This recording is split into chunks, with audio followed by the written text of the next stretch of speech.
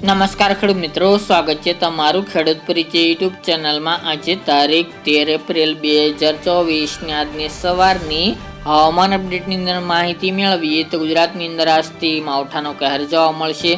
આગામી 16 તારીખ સુધી ગુજરાતની અંદર પડી શકે છે કમોસમી વરસાદ। આજે સૌરાષ્ટ્ર, કચ્છ અને ઉત્તર ગુજરાતની અંદર માવઠાનો કહેર જોવા મળશે। તો કયા કયા વિસ્તારની અંદર વરસાદની સંભાવના છે તેની સંપૂર્ણ માહિતી મેળવીશું। ચેનલમાં નવા હોય તો ચેનલને સબસ્ક્રાઇબ કરી દેજો અને વિડીયોને લાઇક આપીને શેર કરી દેજો।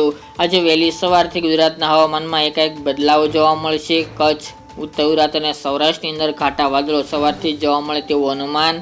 તેની સાથે આજે બપોર બાદ માવઠું પણ જોવા મળે મોટાભાગના વિસ્તારની અંદર તેવી શક્યતાઓ રહેલી છે। ખાસ કરીને વાત કરીએ તો કચ્છના તમામ વિસ્તારો જેમાં રાપર, ભુજ, ભચાઉ, માંડવી, ધોળાવીરા તેની સાથે અડેસર, લખપત સહિતના ભાગોની અંદર આજે કમોસમી વરસાદ વરસી શકે છે।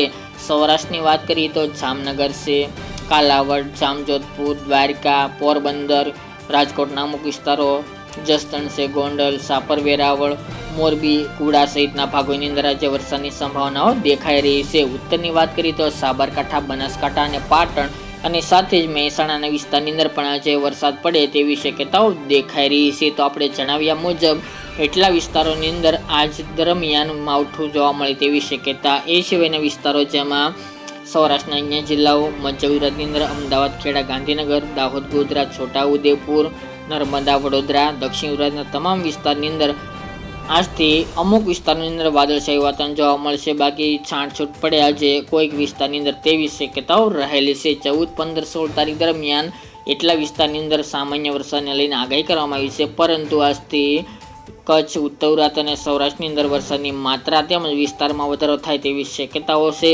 આ વેસ્ટર્ન ડિસ્ટર્બન્સની અસર વધુ કચ્છના વિસ્તારો અને ઉત્તર ગુજરાતની અંદર જોવા મળશે। તે સાથે પશ્ચિમ સૌરાષ્ટ્રની અંદર અને અન્ય સૌરાષ્ટ્રના જિલ્લાઓની અંદર જોવા મળે તેવું અનુમાન રહેલું છે। ગઈકાલે 14 તારીખ દરમિયાનથી વરસાદની માત્રા અને વિસ્તારમાં પણ ખૂબ મોટો વધારો થઈ શકે છે। આમ વાત કરવા જઈએ તો આ માવઠું બહુ હેવી નથી, પરંતુ અમુક ઝાપટા વરસાદી હેવી પડી શકે છે। ગાજવીજ સાથે, તોફાની પવન સાથે, કરા સાથે પણ આ માવઠું ભર ઉનાળે જોવા મળે તેવી શક્યતાઓ દેખાઈ રહી છે। વેસ્ટર્ન ડિસ્ટર્બન્સની વધુ અસર કચ્છના વિસ્તારોની અંદર જોવા મળશે। 14 તારીખથી કચ્છના વિસ્તારોમાં ભારે વરસાદને લઈને પણ આગાહી કરવામાં આવી છે। રાપર, ભુજ, ગાંધીધામ, નલિયા જેવા વિસ્તારની અંદર ભારે વરસાદની સંભાવના છે। એ સિવાય અડેસર, ધોળાવીરા, લખપત, ખાવડા સહિતના ભાગોની અંદર મધ્યમ સામાન્ય વરસાદી ઝાપટા પડી શકે છે। સૌરાષ્ટ્રની વાત કરીએ તો 14 તારીખ દરમિયાન જામનગર, રાજકોટ, પોરબંદર, દ્વારકા, જૂનાગઢ, અમરેલી, ભાવનગરના વિસ્તાર, ગોંડલ, જસદણ, બોટાદ સહિતના ભાગોની અંદર પણ વરસાદની સંભાવનાઓ રહેલી છે। ઉત્તરની અંદર સાબરકાંઠા, બનાસકાંઠા, પાટણ અને અરવલ્લીના ભાગોની અંદર પણ હળવા સામાન્ય મધ્યમ વરસાદી ઝાપટા પડી શકે છે। ઓવરઓલ માવઠું નહીં જોવા મળે, પરંતુ છૂટાછવાયા વિસ્તારની અંદર જોવા મળશે। કચ્છ, ઉત્તર અને સૌરાષ્ટ્રની અંદર મોટાભાગના વિસ્તારનો સમાવેશ થઈ જશે। તેની સાથે દક્ષિણ ગુજરાત, પૂર્વ ગુજરાત અને મધ્ય ગુજરાતની અંદર સામાન્ય વરસાદની પણ આગાહી હવામાન વિભાગે કરી છે, જેની તમામ ખેડૂત ભાઈ નોંધ લેવી।